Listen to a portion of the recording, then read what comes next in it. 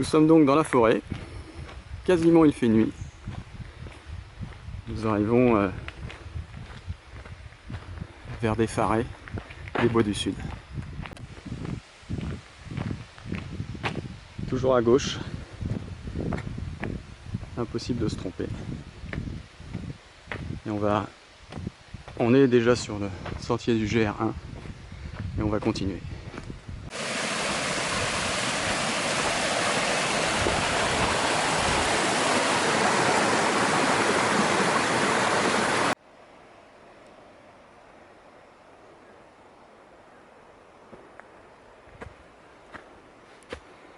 Ça monte petit à petit, c'est tranquille pour le moment. Bon, en même temps c'est le pic du cintre, donc faut pas s'imaginer que c'est plat. On va arriver dans un endroit sans trop de couverture végétale, donc il est 8h30, ça va commencer à taper, mais les vues pour l'instant sont superbes. C'est de la balle.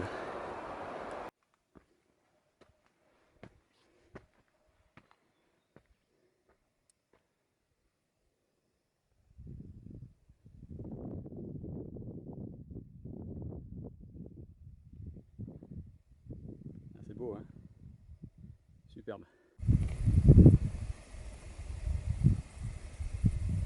Oui, oui, c'est le pic du cintre. Il va falloir monter ça. Ça va être sympa encore, tiens. Et voilà la suite du GR qui va à Netcha. Et là il y a un deuxième pic. J'aurais aimé que ce soit le pic du cintre, mais ça n'a pas l'air d'être celui-là.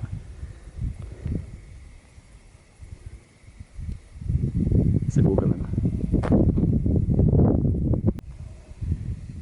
Voilà, c'est à peu près le milieu de la montée, je pense. Enfin, j'espère. La vue est superbe avec le lac et les monts. Je sais pas si on peut appeler ça des montagnes.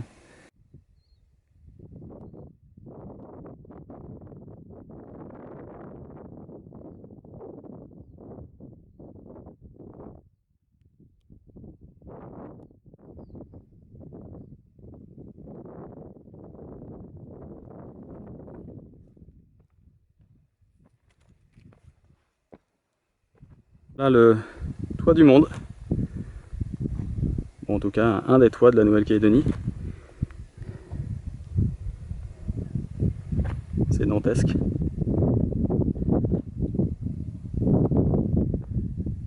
C'était pas si dur comme montée. Bon, le chemin n'est pas entretenu, donc il y a beaucoup de broussailles. Mais quelle vue! Incroyable. Voilà, le chemin de la descente. On peut le constater, le chemin n'est pas du tout entretenu. C'est pas super agréable parce qu'on ne sait pas où c'est qu'on met les pieds.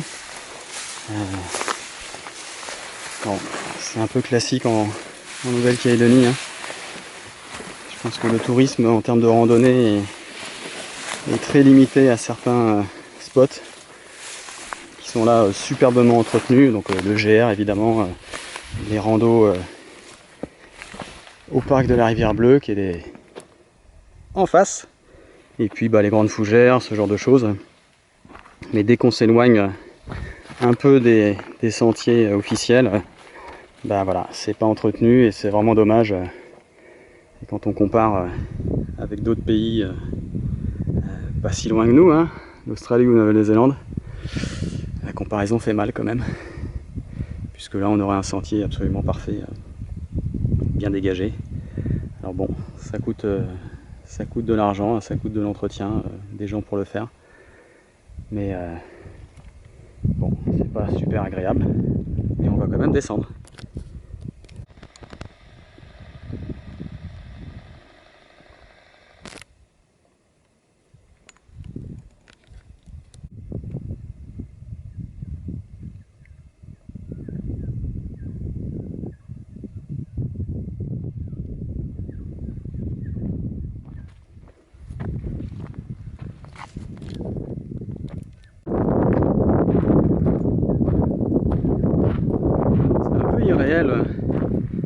Des arbres sans feuilles, complètement dénudés. Je sais pas s'ils ont cramé ou pas. Le paysage est un peu surnaturel par rapport à la grosse descente dans les fougères de partout, bien dangereuse, hein, bien glissante. Là on se retrouve dans un paysage, ouais, j'ai l'impression que ça a bien brûlé ici. Et ça repousse petit à petit, hein, comme ça peut. En tout cas, c'est une rando absolument magnifique. Une des plus belles que j'ai faites pour l'instant en Calédonie. Franchement, un pur plaisir. Voilà la descente.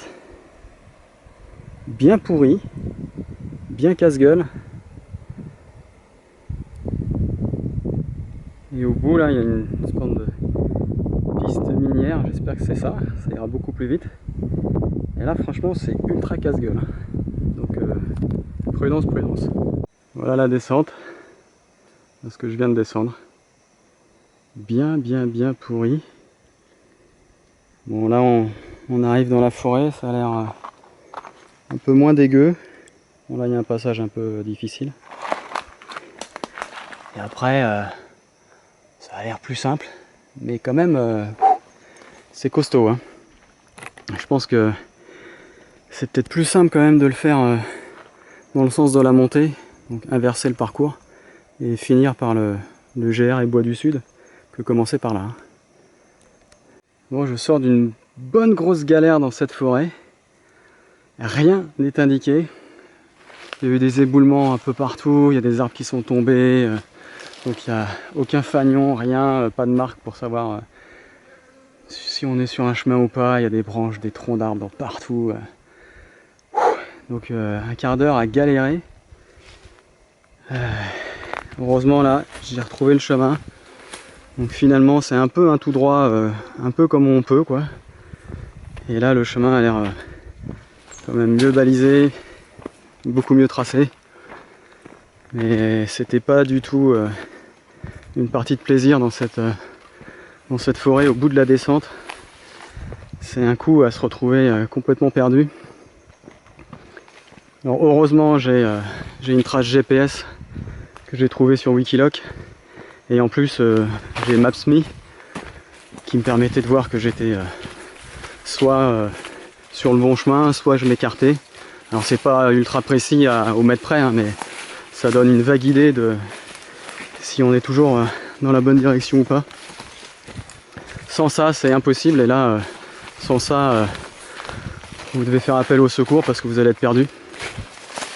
Donc c'est absolument indispensable d'avoir Maps.me avec le plan de la Calédonie, parce qu'il y a les chemins de rando. Et encore mieux, hein, enfin en double, prenez une trace GPS.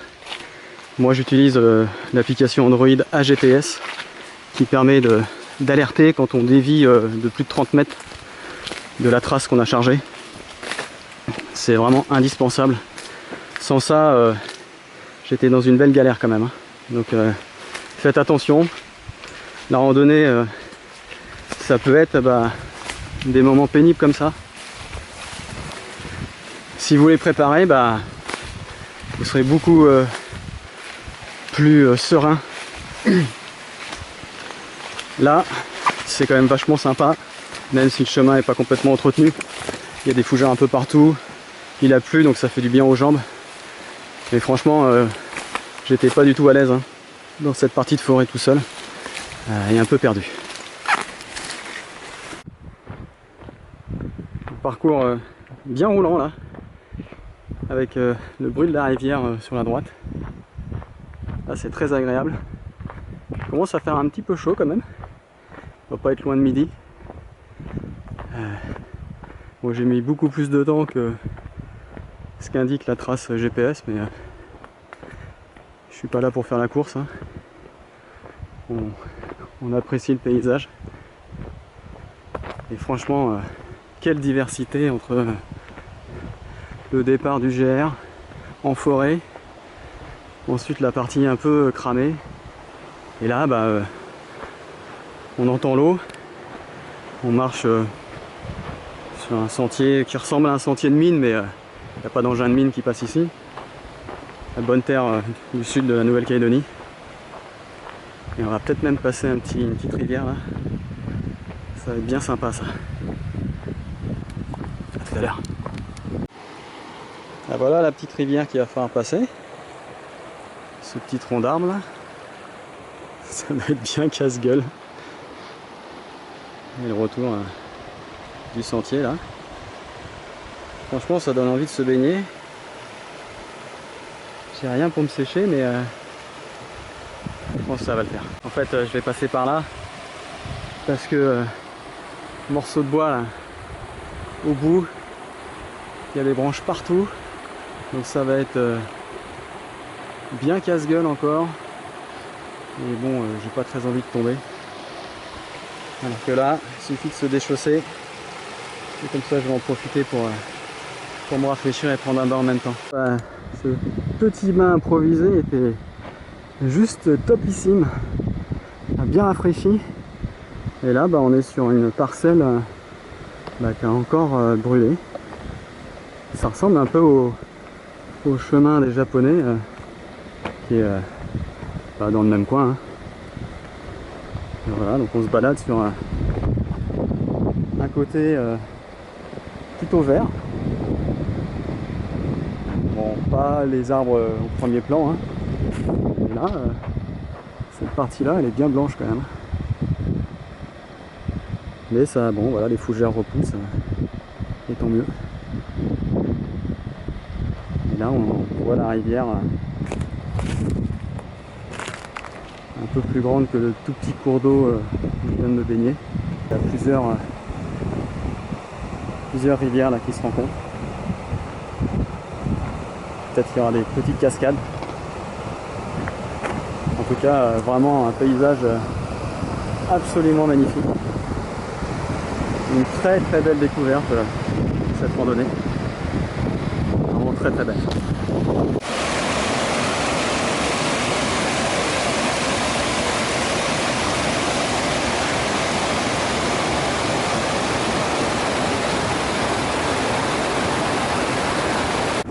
Alors ça j'avais pas prévu.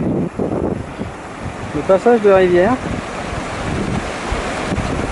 Que la piste continue là tout droit.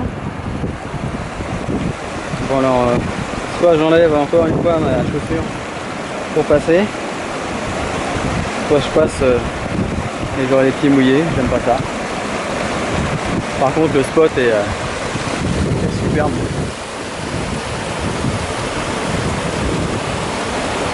Franchement, hein.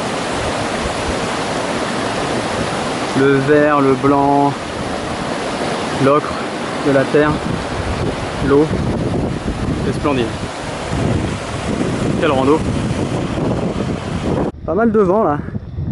Ça souffle bien. Vous devez l'entendre avec le petit micro de mon téléphone. Et regardez-moi ce paysage. Avec le vent là, on entend bien qu'il souffle. La rivière avec un petit affluent. Ce décor assez lunaire finalement, mais assez sec, hein. Sauf encore une fois la partie droite là qui est plus verte. Un bon chemin bien roulant.